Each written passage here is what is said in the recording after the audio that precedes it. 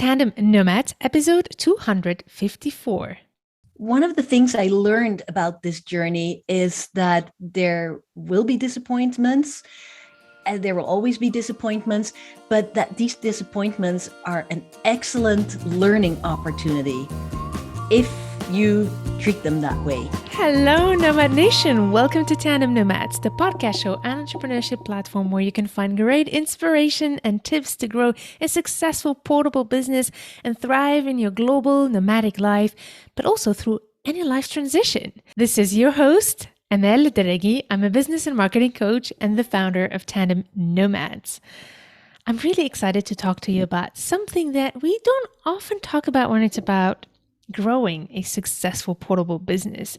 We often talk about those successes, but today I want to focus a little bit on those fears, but also rejections that can come along this journey. And those can be really big stoppers along the way if you don't know how to deal with them. So to talk about these rejections and how to deal also with the fear of rejection, I'm really, really happy to have on the show a very special guest to my heart, Annette Van Der Feltz. Annette, I'm so happy to have you here. And are you ready for this ride? I am ready. Thank you. My pleasure. So, Nomad Nation, few words about Annette. Annette is the founder of Dutch American Connection. She's an intercultural coach and facilitator. She helps Dutch companies and expatriates be successful in the United States. She supports Dutch entrepreneurs expanding their businesses in the US, understand and leverage the difference between the American and the Dutch ways of doing business.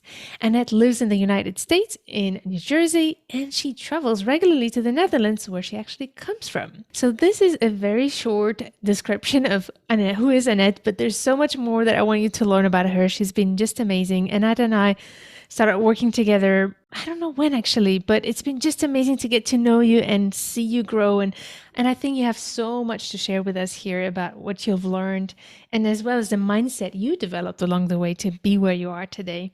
So Annette, when we met, you were doing something else actually. So could you tell us what you were doing before you actually pivoted to this business?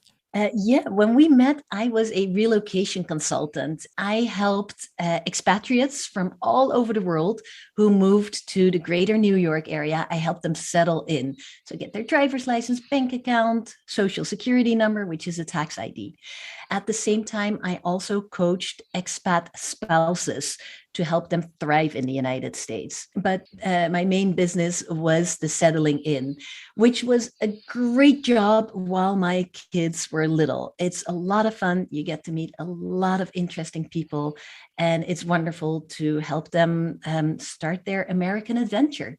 I love it. And then suddenly you said that you wanted to make your business. I feel like, tell me if I'm wrong, but like the kids started growing up and you were like, okay, this is my time. Is that what made you say, okay, now I'm ready to focus on the business? Or was this something else? Absolutely. No, it was absolutely. I still do a bit of the settling in, and I still do expat spouse coaching because it's just, wonderful. Those are wonderful jobs. But as the kids got bigger, as they needed me less, I thought now is the time for me to do something I've always wanted to do and to I needed a challenge, and the timing was right. Okay, so what made you find the courage to finally, because I remember you had this idea for a while, but then something happened that you were, okay, now I'm actually going to invest in the help I need to get to where I want to be. What was that thing that made it possible? One of the things was meeting you, and finding somebody to help me. And I think what happened is I had started and just nothing was happening. I was trying different things and nothing was happening.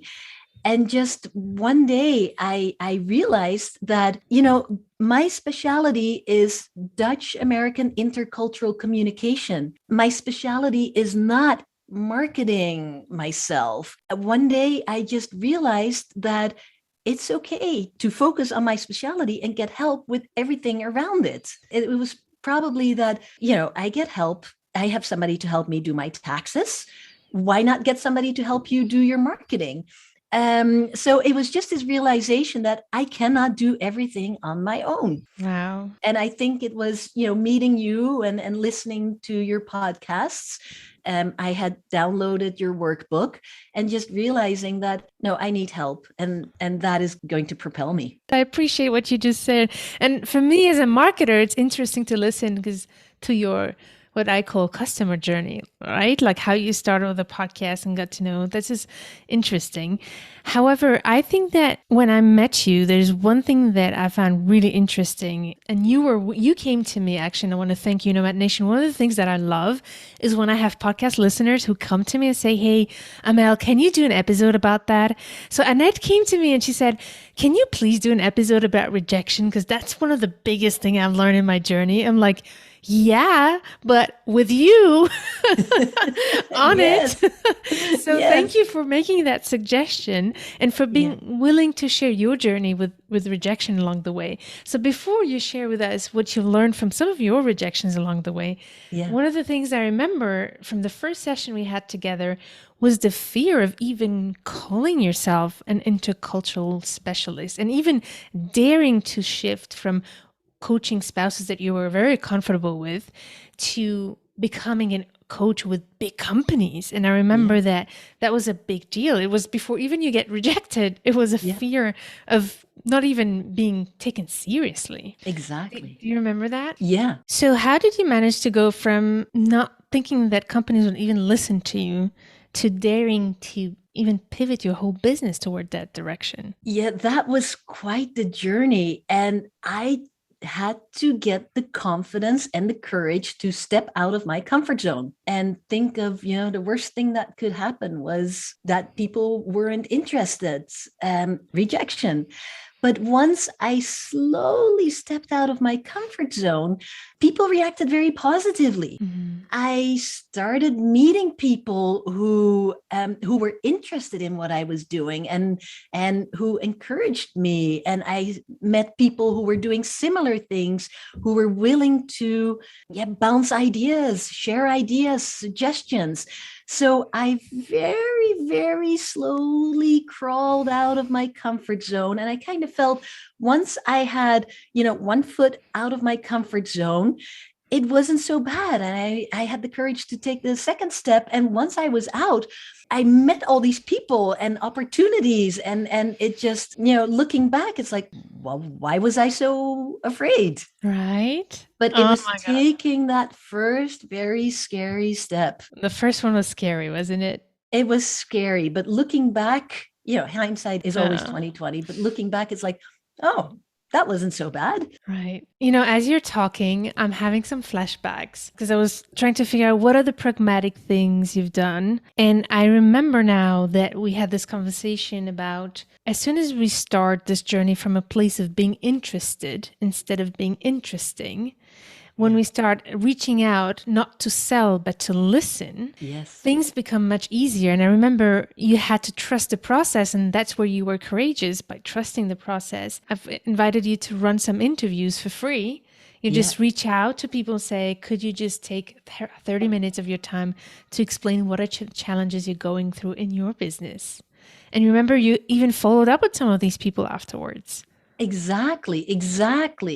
Yeah. And my first thought was, why would they spend 30 minutes of their precious time? And people were willing to talk to me. And they gave me so many ideas and so much inspiration. It was wonderful. Yeah, here we go. So running surveys, I think is a good way to start for sure. Absolutely. Before making big decisions. And well, thank you for that. I'm so amazed when I look at how afraid you were to do that to where you are now. Yeah. So actually, tell us about, before we go into those rejections and limiting beliefs, I still want people to understand how far you've been. So what has happened since you were doing relocation and coaching and then launched this business? Tell me what are the big achievements that you want to celebrate that you've achieved in the past year and a half, I think? Yeah. It's been about a year. Oh, the big achievements, gosh, where to start? I mean, I have some paying clients and it's a lot of fun. I'm having fun. Oh my God. Yeah, it's, I'm having fun and people are paying me as well. So I'm having fun. I'm meeting lots of interesting people. And one very big accomplishment, personal accomplishment, is I understand I have to go out there and educate people on the importance of intercultural communication. Not everybody is aware of it, or they may be aware of it, but they're not aware of the big impact that intercultural communication has. So I have Huge. started a podcast, and I managed for several months to come up with the most amazing excuses to put it off.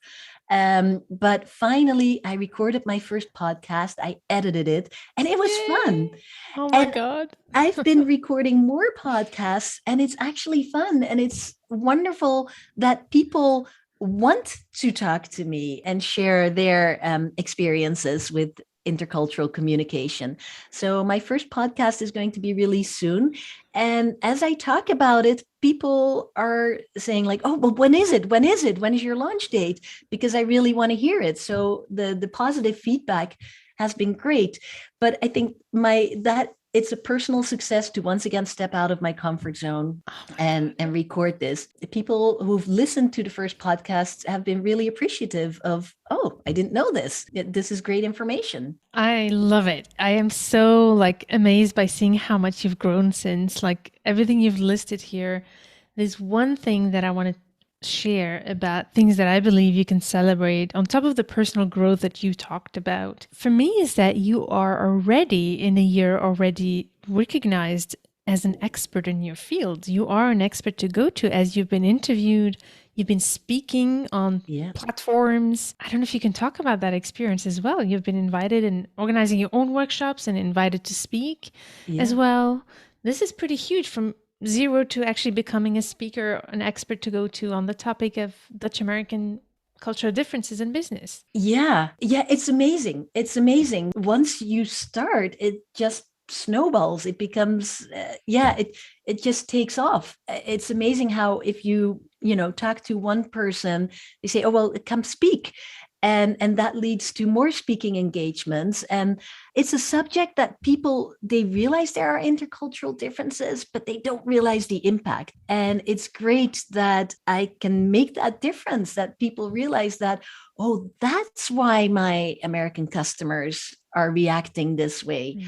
That you see all these light bulbs go off. Oh, that's why. Oh, this explains that situation. It's great that to really have an impact. This is amazing. I'm so excited for you. And the podcast is just huge as well that you launch your podcast. This is so big. So, you talked about something that just is ringing in my memory as well. You talked about how you're making an impact to make people realize how intercultural differences actually impact businesses. It's Yeah. not like a futile thing. And I can imagine that very few people take intercultural differences as something important to put attention on. And I Right. remember that was one of the objections that you had given me of why you should not go into this business because companies are not taking this seriously. So I'm curious to know what has evolved since. How come suddenly you went from, oh, businesses are not taking, and it actually is the case. I do think that a Yeah. lot of businesses still need to be educated about the importance of that. But what has shifted that suddenly you don't take that as a objection to actually commit yourself to your business and make this a real business? Two things. One thing is I've spoken to companies who are active in the US and who said, yes, in hindsight, cultural differences are big. They did have a big impact. We did lose business. So just the confirmation that, or the service I'm selling, there is a need for it. But the other thing is I realized that at first I was selling the services of intercultural communication. But companies don't realize that they need it. I'm focusing on Dutch companies moving to the US, and the majority of Dutch people have been to the United States on vacation, visiting family and friends, and they didn't have any problems with cultural differences. Comparing that to a trip to maybe an Asian country where the cultural differences were very apparent, a trip to the United States, no issues. It's not visible. Yeah, it's not visible. So I also realized instead of focusing on selling this service of intercultural differences, I needed to make companies aware that these intercultural differences are real and have an impact. Maybe not on your family vacation to the United States, but they do have an impact on doing business. So I've shifted from selling intercultural services to educating companies that this is a real issue and the value of recognizing this and preparing for these differences. So it's also, yeah, a difference in the sales tactics. Oh my God, look at you. So good.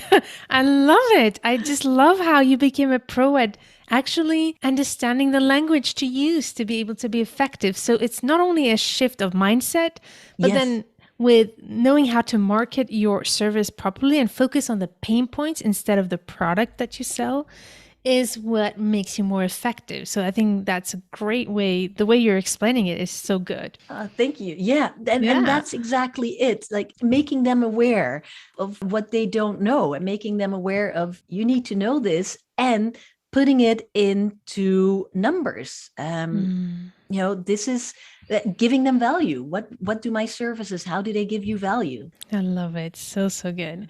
So, you were talking about mentioning some of those stories of rejections. Yeah. And so, could you take us through one of the stories of rejections that you had? Like, you had so many great successes and milestones in your business. But one of the things you were saying was how the rejections were also a big part of the journey.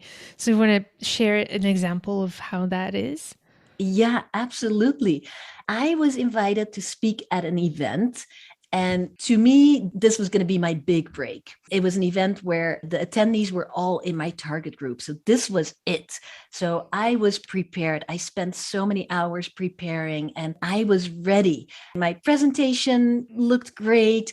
I remember it was in person. So I took the train into the city and I felt good. I was wearing new clothes and my hair was it was going to be great. This was going to be my big break. And then when I got to the event, I entered and the organizers didn't really pay attention to me. They didn't have to pay attention, but I kind of felt like, oh yeah, I had to figure everything out myself, where to get a glass of water, where to hang my coat, where to put my laptop, how to connect to the Wi-Fi. And most of that I had to do myself. So that was okay. And then the person who spoke before me, she was amazing. The word that keeps coming in my head is a firecracker. She was a ball of energy, but she also had this amazing way of engaging the audience. And when the audience asked a question, she was immediately able to figure out what the real question was and answer it in a way that made the whole audience feel amazing. So my presentation was going to be after hers, and I had 45 minutes. Well, she went maybe 20 minutes over time. So I was already nervous, like, oh, how am I going to get my message across when I saw my time decreasing? And I was right before the end of the program that day. So there was no way for me to go on any longer. So I saw the time I was allotted getting shorter and shorter. And I just saw this woman. And in my mind, I was like, I can never match this. I can never be as good as she is.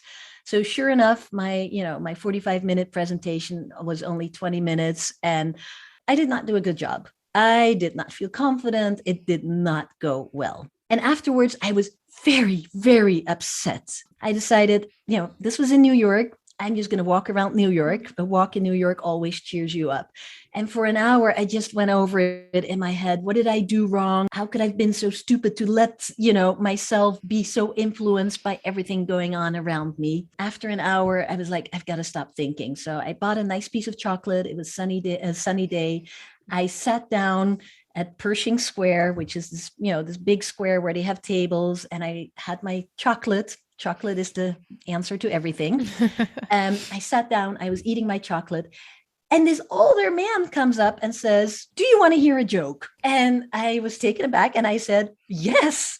And so for 1.5 hours, he sat at the table with me and he told me one joke after another. And he told me about his life. And Oh, I was just after that 1.5 hours, I was just so happy and I was in such a good mood. And It was an suddenly angel he was an sent angel, you. and literally the sun started shining brighter. And I was able to look at my whole experience of that morning.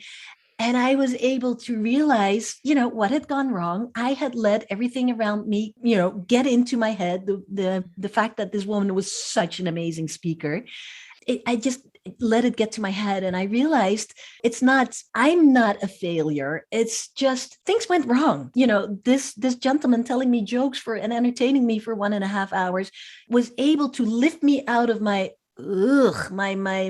sad mood and put me outside and look at the whole experience. And I realized a few things. The first thing I realized is that, just the fact that you got invited to this event, that is that was quite an accomplishment. And the things that went wrong doesn't mean that I'm a failure. It's, things went wrong. And I realized that I'm letting external things, which I can choose to let me influence, or I can choose to not let me influence. So that was a big lesson.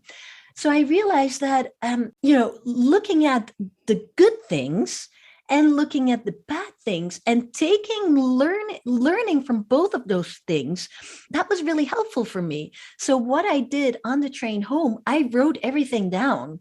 I look at this. The next time I have a presentation, I take 5 minutes to look at this, and I add on to this. But you have to look at the good things and you have to look at the bad things and learn from those bad things. So really the bad things aren't so bad. They were really a learning experience. And for me, the learning experience that I let external things where I have a choice to let them get to me or not. That's been a big learning experience for me. But I keep on having to remind myself by reading this little blurb that I wrote on the train and adding on to this. Oh my God, I love what you did. So there's one thing that I could easily see happening in the mind of those who are listening now, in case you've been in that situation where you've been through that disappointment. The lesson is not that there was this, bless his heart, this man who was there next to you to cheer you up. It's not that this man has made the change. However, what changed was the fact that you realized that your mood is actually a choice. Yes. Well, it's a choice. It's just that because you've seen how a shift can happen in the same day when the events did not change, you still had a crappy experience. Yep. But what changed was your choice to look at it. And it's all about choice at the end of the day, for sure. Yeah. And there's one thing that one of my mentors told me is, you cannot change. If you can't change your environment, you can change how you decide to look at it or to deal with it. Absolutely. So Yeah. it's really powerful. And Yeah. I love that you shared this story. It's so inspiring. And since then, you've just been using this to help you through deceptions, or is there anything else you think that was helpful? Or was that it for you? Or is there anything you'd like to add to that experience and what you learned from it? Well, I just learned, like, you changing perspectives, like taking yourself out of this perspective and looking at it from a different perspective. And when you look at it from a different perspective, suddenly you see all the opportunities, all the good things. I was talking to my friend and I said, oh, ever since this event, so many good things have happened. I have all these network opportunities. And my friend said, is that because of this event? And I realized, no, it's because I'm choosing the things to focus on. And I'm choosing to focus on the good things. And the bad things are there, but I don't dwell on them. I learn from them and then I discard them. I love it. It's all about mindset. Everything is about Totally. mindset. Totally. And I'm going to use your coaching skills here to ask you if you could help us with like a question we could ask ourselves to change that perspective. What question can we ask ourselves to make that change? Ooh, what question can we ask ourselves? This is a surprise question. I didn't ask you this, right? But I know. Exactly. Well, in this situation, one thing that I asked myself is, what was the real disappointment? Mm. The disappointment was that, oh, I did such a bad job. I let the outside influence me. But the real disappointment was that I had gone in there thinking, this is going to be my big break. As of, today, all this business is going to come my way. And when I realized that that was the real disappointment, it wasn't my big break. Okay, I know there are going to be other opportunities. Um, Right. so when I realized what was causing this disappointment, that there was this disconnect between the way I went in, this is going to be my big break, and the way I went out, like, oh, it wasn't my Mm. big break. I did a terrible job. And when I realized that that was my disappointment and that was what I was focusing on, I realized, well, that doesn't help me to focus on that. I've had this one opportunity. I had other opportunities lined up. So, all right, didn't work this time, learn from it. Mm. Um, so Love it. really getting in touch with, why am I feeling? What is really causing this feeling? Um, Understanding the root of it. yeah. And that helped me look at the situation differently. And of course, having a piece of chocolate and having laughed for 1.5 hours gave me the possibility to get up and move Mm. perspectives. Yeah. So if I summarize what you're saying, let's say the first question, as you said, is what is it? Why am I feeling disappointed? Yeah, And then what are the things I can look at that can help me change my perspective? What are the other things I can celebrate instead from exactly. this disappointment? Yeah. Um, and I love that you actually decided to write it down as well. This is such a smart idea. How did that help you? At first I thought, oh, this is such an experience. I'm never going to forget this. But then I realized I am going to forget this. I'm going to forget the details. And I wanted to write down the transformation journey. So I wanted to write down how I was feeling yuck. I was feeling sad. I wanted to I wanted to document the feelings, so that the next time I was going into a similar situation, I could relive the journey again, retravel the journey. Mm. It was very important to have this written down, so my mind wouldn't change any details. I love it. I highly recommend that. Documenting our journey is the best thing we can do. And I'm like, you will thank yourself down the road. And this is why I also think, writing, journaling, like you said, but Yeah, also taking pictures and even videos. yeah. And down the road is I'm looking at pictures and videos and I'm actually looking at myself aging, which I love. I just find it amazing. But it's so amazing to be able to see the journey that you've been through. Like when you look back at just yourself, Annette, a year ago and Annette today, what is the difference? It's weird. I'm so focused on these Dutch American intercultural connections. It's hard to imagine I was doing something else a year ago. That's very hard to imagine because it's become so natural. It's what I do. It's hard to realize that I was ever searching for something to do. I was in doubt that, is this really the right thing? It's just become such a natural part. And it's so important to be reminded that no, this is not natural. This isn't how it's always been. It's so important to look back at this journey Mhm. and realize how far you've come, and to celebrate that.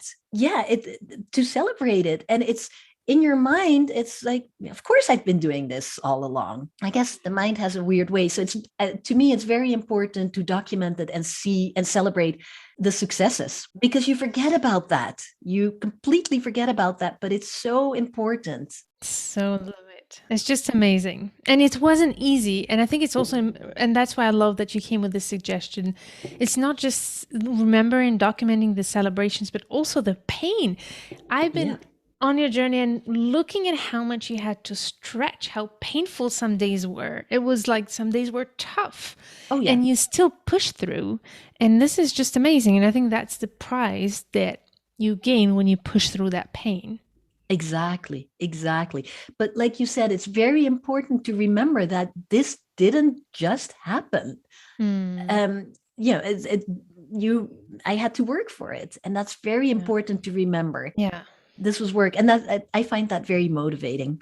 Oh, so inspiring. There's one more little thing if we have the time to cover real quick, although it could be a Yeah. big topic, but I know by experience there is the rejections that can be really tough and make people just give up, and you didn't give up. You could have given up and say, I suck. This is my first big speaking engagement. I suck. I'm just going to give up. And you showed us how you did not give up. But I Right. know that before even people get to experience rejection, I see a lot of people who actually anticipate rejection and therefore get discouraged before even they try, which we give the example before with just the idea of starting this new business and pivoting your business, but also approaching people. The typical example and that I see a lot is, for example, when I tell to my client to go approach somebody to offer them to speak and have the feeling that you're actually begging them for favor when you're actually bringing value. Yeah. And that's something that I know comes as well from a fear of rejection because Yeah. you're afraid that they would say no. So I know that you had a similar experience. Can you tell us real briefly about that and how you experienced it and what shifted for you? Yeah, yeah. I thought that the only way for me to get business was through this person. Mm-hmm. And then you helped me see that no, you're adding value. Mm-hmm. And I noticed that my conversations with this organization, they changed. Mm-hmm. When at first I would go in, like, oh, please give me business. Oh, please help me find customers. But then when I came in with the mindset, like, hey, I can offer added value to your clients, I can make you more successful. When I came in with that mindset, the conversations completely changed and the relationship changed, and they were like, yeah, what can we do? Oh, let's organize this and let's do that together. Oh, and let me introduce you to this person. And it was completely in my head. And the way I spoke, it was completely different from begging, please help me, to, hey, let's work together. We can make each other more valuable to our clients. I love that so much. I think this is such a huge shift that you made, and you could see it in your energy and your body language, how it just made a huge difference. And the response was just as big as the change you made. Exactly. It used to go from me contacting them to them contacting me. Isn't that happening, right? Yeah, Isn't which that cool? and yeah, that was an amazing experience and transformation. I love it. So, Nomad Nation, I know that so many of you must think that way. Like, approach people from a place of, oh, I need them, instead of saying, I'm bringing value. And this is how I'm bringing value. And it's all in your head. And Annette has done that, has shifted all the scenarios and the narrative in her head to be where she is today. And this is why I believe in marketing. But the way we approach these strategies is as important as the strategy itself. And I love that you shared with us these amazing stories. Thanks for Yeah. doing that. It's so inspiring to see you on your journey. Thank you for letting me share it. And like I said, you are such a big part of my journey, such an important part. Oh, thank you so much, Annette. So Yeah. tell us all, what is the next step for you now? Before we say goodbye, I want to know, what are you working on next, and what are those next things? What are you most excited that's coming up? Well, this week I am recording 3 podcasts. Yes. I have one that's ready. I have one I need to edit. And so this week I'm recording 3 podcasts. And so my big thing is getting those podcasts out and helping people understand what a difference it can make by looking at these intercultural differences and using them to your advantage. Um, so that's the big thing. And meanwhile, coaching a few Dutch expats who are moving to the US or who are currently in the US, and coaching them. And that is so much fun. Those are such wonderful conversations, and seeing, what you're saying is seeing the shift in their thinking, Mm. and seeing the shift in their energy and realizing how being Dutch can be an advantage. Yeah, turning that into an advantage. I love that Yeah. idea too. Wow. I'm so happy for you. This is so amazing to see you blossom and fulfilling what you do and do that thing that was just like a dream, right? When you started, it Yeah. was like, what do you dream What is Yeah, your dream? And now you're living the dream. So I'm so happy for you. exactly. Well, thank you. And yeah, So good. So tell us where's the best place to see to find you? I can be found on my website, which is DutchAmericanConnection.com. And that's all one word. Yeah. So, Nomad Nation, I hope that this episode has helped you. Thank you again, Annette. It's been amazing. And thank you for willing to share so vulnerably your story with us and being so transparent and authentic with us. It means a lot. Thank you for this opportunity. And thank you for guiding me along my journey. My true pleasure. Nomad Nation, I can't wait to see you in the next episode. In the meantime, go to tandemnomads.com/254 where you'll find all the information about Annette. Stay tuned to turn your challenges into great opportunities.